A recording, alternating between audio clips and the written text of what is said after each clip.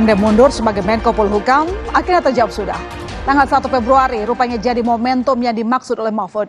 Kamis siang, Mahfud MD menghadap langsung Presiden Joko Widodo di Istana Negara menyerahkan surat pengunduran dirinya sebagai Menko Polhukam untuk menghindari konflik kepentingan dalam kontestasi Pilpres.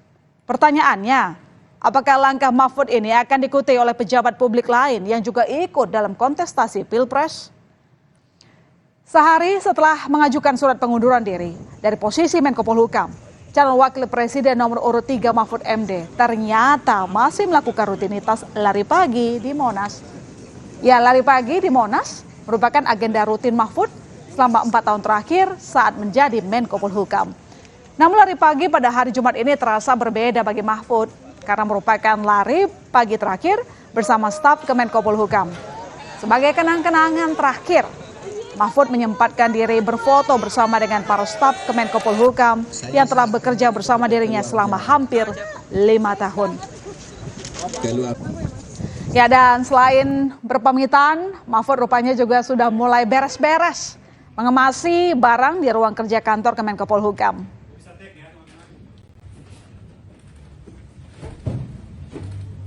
Ya, dibantu oleh beberapa stafnya, Mahfud mengemasi sejumlah dokumen, buku, dan barang-barang miliknya ke dalam kardus besar.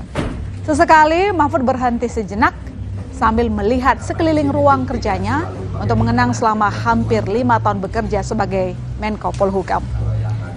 Mahfud menyebut ada 3 poin dalam surat pengunduran dirinya yang ditujukan pada Presiden Joko Widodo. Di antaranya, ucapan terima kasih kepada Jokowi karena sudah mengangkatnya sebagai Menko Polhukam, serta alasan pengunduran dirinya yakni karena akan fokus ikut kontestasi Pilpres. Tak ada ketegangan pada pertemuan Jokowi dan Mahfud. Mahfud menyebut pertemuan bersama Presiden pada Kamis siang berlangsung cair, bahkan diselingi senda gurau. Jokowi bahkan menyampaikan pujian pada Mahfud karena merupakan Menko Polhukam terlama yang menjabat di periode pemerintahannya. Oleh karena saya sekarang ikut kontestasi politik untuk melanjutkan estafeta kepemimpinan nasional yang harus terus berjalan, maka saya mohon berhenti. Jawaban Presiden, ya beliau juga waktu pertemuan tadi happy, beliau banyak bergurau, saya juga tersenyum, gembira, ya seperti teman lama lah. Beliau gembira, ya Pak Mahfud, saya ini terima surat ini dulu, ya. Terus selama ini saya juga berterima kasih Pak Mahfud sudah membantu dan saya merasa terbantu. Dan saudara, Presiden Joko Widodo telah menunjuk Menteri Dalam Negeri Tito Karnavian sebagai PLT Menko Polhukam. Tito akan mengisi posisi Menko Polhukam yang ditinggalkan oleh Mahfud. Meski sudah menunjuk pengganti, mundurnya Mahfud MD dari Kabinet Jokowi ternyata memunculkan lagi isu jika ada hawa tidak nyaman di dalam Kabinet Indonesia Maju, sehingga ada rumor jika ada sejumlah menteri yang akan menyusul Mahfud untuk mundur. Namun Presiden Joko Widodo lagi-lagi membantah kabar itu dan menyebut menterinya masih fokus bekerja menjalankan tugasnya. Jikalau memang ada perbedaan pilihan politik di antara menterinya, Jokowi menyebut merupakan hak demokrasi. Oh, kabinet biasa-biasa saja, nggak ada masalah. Biasa-biasa saja, nggak ada masalah. Yang kerja ya kerja, yang kunjungan ke daerah, saya pun juga sama. Dan rapat di Jakarta dan kunjungan ke daerah, kadang ada undangan seperti pagi hari ini. Biasa saja bahwa ada perbedaan pilihan, itu demokrasi, jadi nggak perlu terlalu dibesar-besarkan.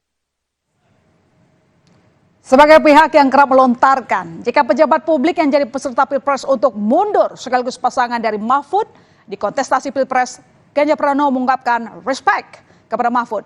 Menurut Ganjar, Mahfud telah memberikan contoh yang baik. Mundurnya Mahfud MD sebagai Menko Polhukam untuk menghindari konflik kepentingan dan kecurigaan selama berlangsungnya kontestasi Pilpres. Sudah kita rencanakan awal kan, kita bicara sama saya juga. Mahfud memberikan contoh yang baik.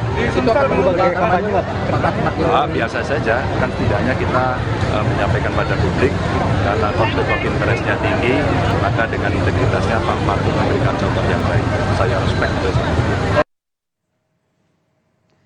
Calon Wakil Presiden nomor urut 1 Muhaimin Iskandar ikut menanggapi mundurnya Mahfud dari posisi Menko Polhukam. Menurut Caimin, semestinya langkah Mahfud ini juga pembelajaran bagi calon lain yang punya peran krusial dalam mengambil kebijakan. Caimin bahkan to the point dengan menyebut pihak yang dimaksud adalah Prabowo dan Gibran. Pak Mahfud sudah komentarnya soal salah Pak Jari sudah menyatakan mundur, tanggapannya gimana? Ya, kemunduran Pak Mahfud hendaknya jadi pembelajaran kepada para calon yang sedang menjabat. Apakah Pak Prabowo, apakah Gibran yang masih menjabat sebagai pejabat sentral ya, yang menentukan polisi-polisi kementerian maupun pemerintahan daerah.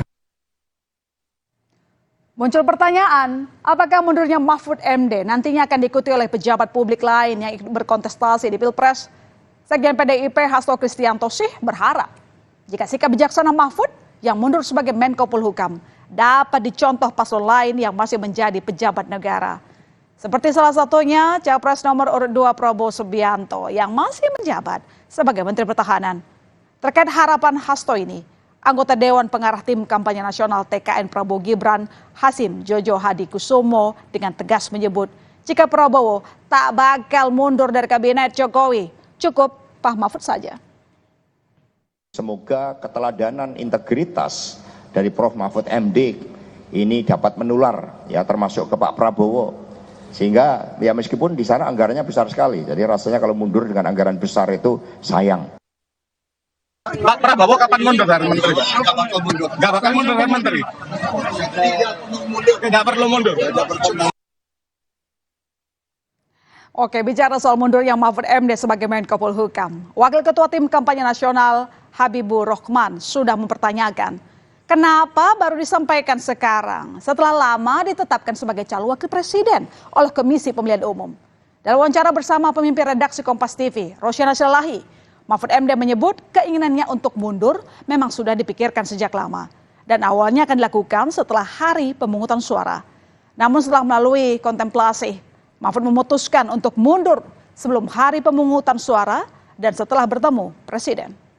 Kalau Prof. Mahfud menganggap harus mengundurkan diri dengan berasumsi ada yang salah kalau Capres masih merangkap atau Cawapres masih merangkap sebagai menteri aktif. Jadi kenapa baru sekarang?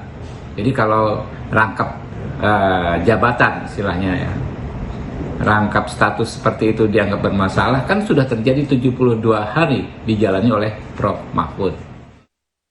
Akhirnya saya ambil keputusan, udah saya nanti mundur tanggal 14 sesudah pencoblosan. Iya, sesudah quick count gitu kan kita, apapun hasilnya lah saya mundur karena satu putaran saya sudah tidak dengan pemerintah, masa saya mau ikut terus kan gitu. Kan kurang enak secara psikologis. Kemudian memang ada tuh yang dikutip Pak Ganjar tadi mengatakan pokoknya menteri harus mundur, termasuk Pak Mahfud kan gitu. Nah, tentu saya tidak bisa kan kalau tidak merespons itu dengan positif gitu. Kalau begitu ini mungkin momentum yang tepat gitu. Sehingga saya waktu itu nanggapi juga, saya nunggu momentum. Momentumnya apa?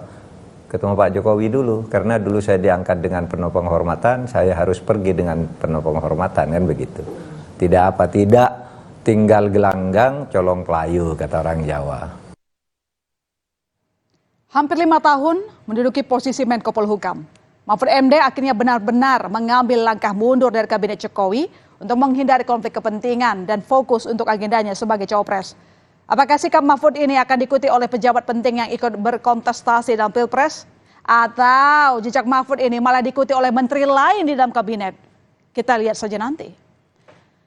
Saudara, usai jeda ada informasi dokter gadungan yang selama 8 tahun telah menipu sejumlah tim sepak bola dan timnas Indonesia akhirnya ditangkap polisi. Selengkapnya berita utama segera kembali.